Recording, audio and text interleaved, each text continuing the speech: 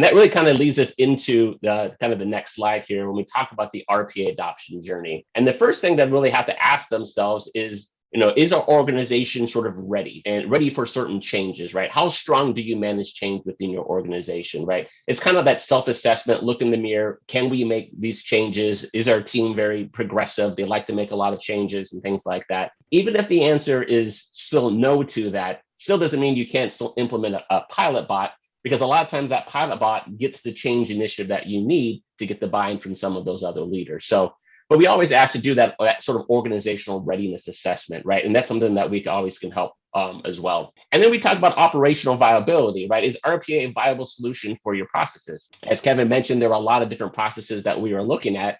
And we're going to look at those processes and basically do a viability test and see if this process is ready for automation. And there are processes right now that are very manual and it takes a lot of employee time to do it. But the way it's set up and designed may not be perfect for automation on the onset, like right now to deliver it, right? But it could be ready for automation 3 or 4 months from now. If we can update the process, if we can optimize the process in a little way, we can probably automate in the future.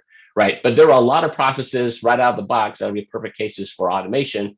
And that's what we look at as your operational viability. So organizational readiness, operational viability is the next key step.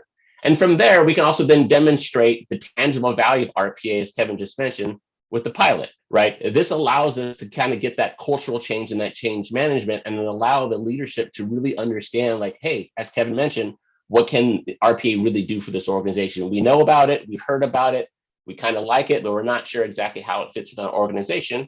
Well, we can run a pilot, right? A one bot pilot. So everyone gets familiar with it, not only the leadership team, not only the operational team, but the IT teams that ultimately has to help us sort of install it within the network. Everyone gets to see how this is runs and how it can perform before sort of writing a big check with a big company to try to do, 10 or 15 bots. Let's start with one, right? Get a feel for it, and then we can see ultimately how you want to progress. Usually that goes us into step 4, which is you grow your RPA capability.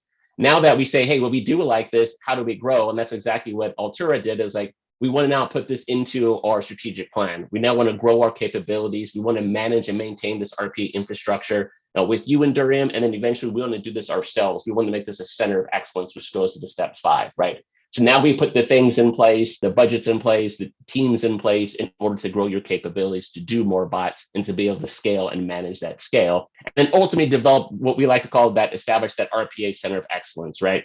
It's those centralized RPA capabilities that standardize how you do assessments, how you look at ROI calculations, or even just member impact or employee value, budget allocations, and the overall technology infrastructure. All of that needs to be managed holistically as you want now to start to grow these capabilities going forward. Again, this RPA adoption, I think, as you can see, was very similar to how Altura did their adoption and how they went from 3 to 4 and so now to building 5 within their organization.